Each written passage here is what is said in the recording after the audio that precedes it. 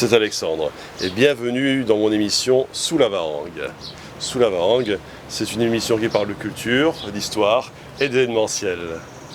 Aujourd'hui, nous revenons dans le salon de la culture et de l'identité réunionnaise. La dernière fois, nous avions rencontré Zacharia Mal et maintenant, nous allons rencontrer les différents intervenants. Et suivez-moi dans Sous la Varangue.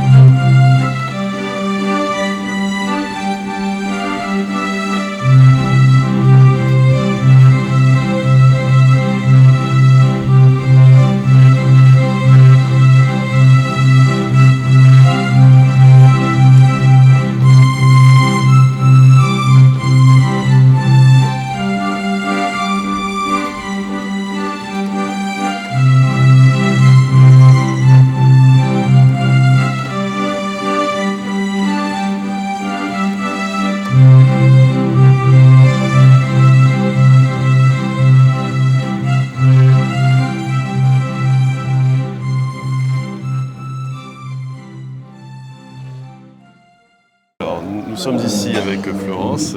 Bonjour. Bonjour Florence. Bonjour à tous, je m'appelle Florence Mareux et je suis l'assistante marketing dans la fédération Métitresse. D'ailleurs, on voit toutes les créations qu'il y a, c'est formidable. C'est surtout, ce sont des objets tressés à base de vaquois. C'est ça, après ça dépend, par exemple ici donc, nous aurons un dessous de verre en vaquois, ouais. Mais on peut bien avoir des adhérents qui vont tresser le vaquois, comme un adhérent par exemple qui tresse le chèvrefeuille au niveau de la plaine des Palistes. Donc, voilà. Donc, ce qui est intéressant avec le vaquois, c'est qu'on peut lui donner beaucoup plus de forme qu'on avait l'habitude de le faire dans le passé. Voilà. Oui, bien sûr, maintenant on a plus d'originalité aussi, plus d'idées. Oui, oui. Donc comme on peut voir sur le centre d'à côté, voilà, il y a vraiment des sacs en vaquois, mais avec plusieurs tissus et tressés différemment. Ensuite, du coup, on a aussi un bustier en vaquois, tressé par une de nos adhérentes. Et voilà, comme on peut le voir, ensuite elle a ajouté des petites perles pour le côté original et voilà. Alors ici, nous sommes devant le stand du PRMA. En fait, le PRMA, ses missions, c'est d'aider les artistes, musiciens et le patrimoine musical. Exactement. Au PRMA, on a une mission patrimoine qui consiste à faire tous les efforts possibles pour conserver et pour valoriser la musique de l'océan Indien, et notamment toutes les traditions orales en perdition. Donc, depuis longtemps, on a un label Takamba qui permet de rééditer des anciens enregistrements d'artistes aujourd'hui disparus, des artistes réunionnais comme Luc Donat, Alain Peters bien sûr. En fond, il y avait du Alain Peters. C'est un hommage spécial à Alain Peters aujourd'hui au Salon de l'identité et de la culture réunionnaise. Donc vous pouvez les retrouver sur le stand du PRMA. Loupitou, etc. Et également à enregistrer des personnes dans les îles de l'océan Indien, pas uniquement la Réunion, pour conserver leur mémoire et les traditions orales qu'ils représentent. On a une autre mission au sein du patrimoine qui consiste également à collecter, à valoriser et à partager en passant par la numérisation des vinyles, des cassettes, des partitions, des photos, tous les supports qui rendent tangible la musique longtemps. Tout ça, en fait, on le collecte dans l'océan Indien. On appelle les gens à participer, si eux aussi peuvent numériser ou s'ils peuvent nous apporter leurs supports pour qu'on les numérise et on les met en ligne sur la phonothèque historique de l'océan Indien. C'est www.phoi.io. C'est gratuit, on peut écouter, on peut partager les musiques, on peut faire des playlists et on peut découvrir tous ces documents qui constituent le patrimoine de l'océan Indien. Et ces documents ont également permis de réaliser l'exposition qui est à l'arrière et de l'autre côté, donc ça fait permis. Les documents illustrent un propos sur ce que c'est que notre patrimoine et comment aujourd'hui on le défend et comment on le transmet. Nadège, moi je m'occupe des dispositifs donc du pôle régional des musiques actuelles. Le plus important, à mon avis, parce que les artistes en ont besoin, et surtout en ce moment, c'est la tournée générale. Donc ils peuvent effectivement s'inscrire à tout moment de l'année sur la tournée générale. On a un autre dispositif d'aide aussi aux artistes qui s'appelle le FRAM. C'est donc une aide aux billets d'avion. C'est un fonds régional d'aide à la mobilité. Donc quand des artistes sont invités à l'extérieur de la Réunion, dans le monde entier, je dis bien dans le monde entier, hein, donc ils peuvent effectivement déposer un dossier d'aide au FRAM, au PRMA, ce qui sera étudié par une commission, et si la commission approuve, on paye les billets d'avion pour les artistes pour qu'ils puissent s'exporter. On a un autre dispositif qui s'appelle l'AMI, c'est donc une aide à la mise en image. C'est pour effectivement aider les artistes à réaliser leurs clips avec des réalisateurs pro. Voilà. Donc tout ça, c'est de l'accompagnement et de la professionnalisation donc pour tous ces artistes-là à venir.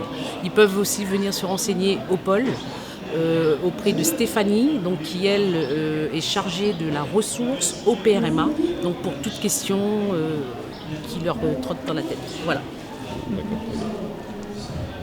Nous sommes avec Madame Fabienne Acwen, et Madame, vous êtes artiste peintre spécialisée dans le portrait. Oui. Oui, tout à fait. Bon, moi, je m'appelle Fabienne Acwen, je suis artiste peintre et je suis attirée par les portraits de femmes du monde pour mettre en valeur la beauté des femmes à travers leurs bijoux, leurs vêtements et tout ce qui font qu'elles appartiennent à une ethnie différente. Voilà. Et là, je vois que c'est une toile que vous avez déjà commencé. Ce matin, oui. Ce matin, je pensais que c'était depuis plusieurs jours. Ah non, ce matin, oui. Ouais. Mais bon, on est à la couche maigre, hein, c'est le début.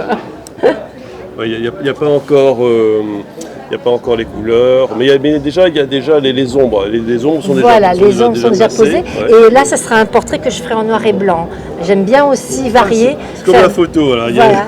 Voilà, exactement. En peinture, on peut peindre avec toute une palette de couleurs. Ouais. Et puis, on peut aussi, comme c'est le cas là, peindre juste avec du noir et du blanc. Et puis, toute une mosaïque de gris qui vont nous permettre de mettre les ombres et les lumières.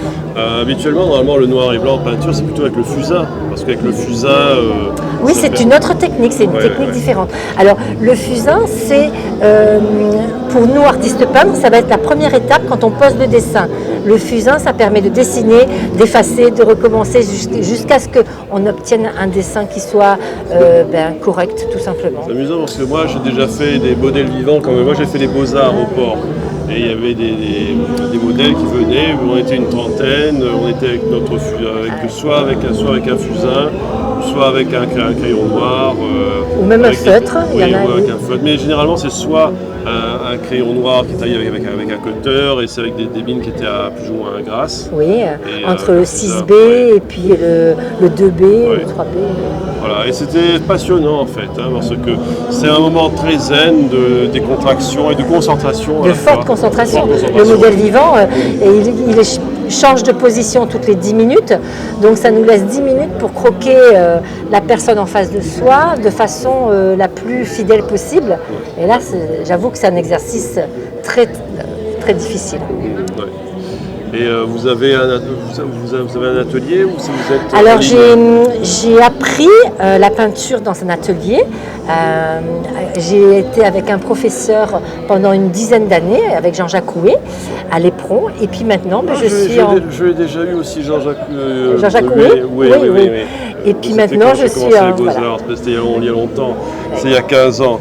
Mais j'ai appris avec lui, et puis toutes les bases. Hein. Ouais. Et puis maintenant, je me dirige là où le vent me porte, mais disons que je peux voler de mes propres ailes maintenant. Ouais. Voilà. Alors moi, à la base, ce qui m'attire le plus en peinture, c'est le portrait. Ce qui m'a attiré dans le portrait, c'est de mettre la vie dans un regard. Et en rencontrant du public, plusieurs personnes m'ont demandé « mais pourquoi vous faites que des portraits? Pourquoi vous ne faites pas des cases créoles ?» Et l'exercice, il m'a paru intéressant à partir du moment où je suis arrivée au jardin. Ouais. Autant pour moi, la case en elle-même, c'est très difficile, c'est de l'architecture, il faut beaucoup de technique. C'est quelque chose qui est dur pour moi, mais on tombe dans la poésie quand on va dans le jardin. Oui, c'est Parce sûr, que bien sûr. le jardin créole, c'est une luxuriance de plantes différentes, des petites, des grandes, il y a des couleurs. C'est vraiment, et c'est là que je me suis vraiment amusée avec le jardin. Et c'est pour ça que j'aime bien celle-ci, parce que en fait, j'ai complètement inventé la végétation. Autant la case existe, mais pas cette Mais je végétation. crois que cette image-là était dans une petite annonce, je crois. Alors moi, je l'ai vente, trouvé, ouais, j'ai voilà. trouvé sur un site internet, j'ai trouvé Ah, la d'accord, photo. ouais. Et en fait, tant qu'à faire des cases créoles, j'avais envie de faire des cases qui existent. Bien sûr. Et donc, c'est pour ça que je me suis penchée un petit peu sur celles qui me paraissaient les plus jolies. Et puis, bon, voilà. Donc, j'essaie, c'est un nouveau style, un nouvel exercice pour moi, mais j'y prends beaucoup de plaisir quand même. Alors moi ce que j'aime c'est les portraits mais des femmes du monde.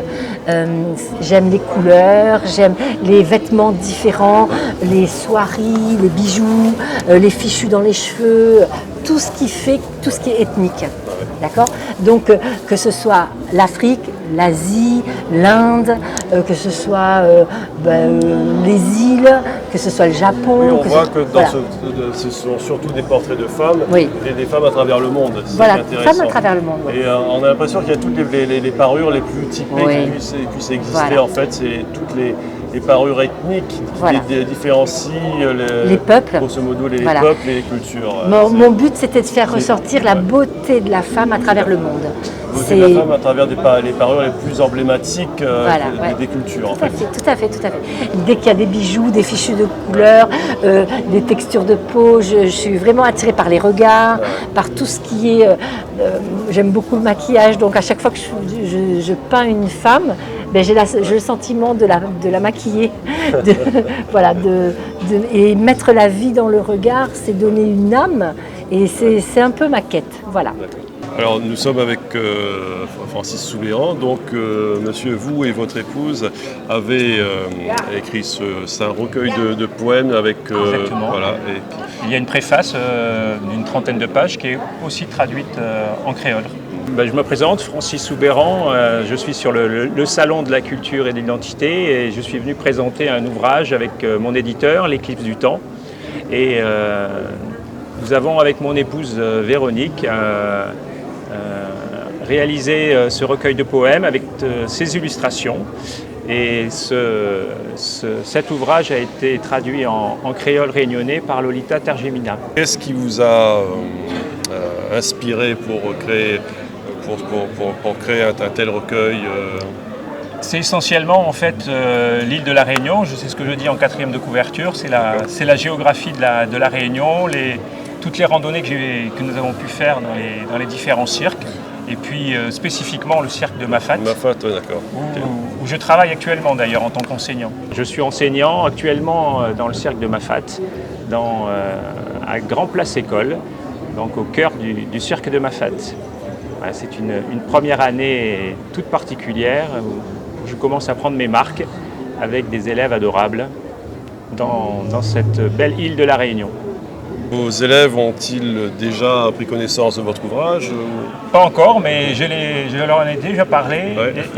J'ai promis de remonter dans le cirque avec l'ouvrage, donc je leur présenterai incessamment ce livre. C'est vrai que enseigner à Mafat, ça doit être très inspirant parce que à Mafat, c'est très original comme on va dire comme configuration avec les petites îlettes et tout ça, avec les personnes qui sont un petit peu isolées ça doit être enseigner à Mafat, ça doit être une expérience pas comme les autres, je dirais. Oui, tout à fait. Et puis c'est un des points communs avec mon éditeur, donc l'Éclipse du temps, puisque monsieur Arnold Jacou a passé de longues années lui aussi à Mafat, et notamment à Grand Place, à Illet-à-Bourse. Ouais. Et c'est aussi un des liens qui a fait que aussi cet ouvrage a pu voir le jour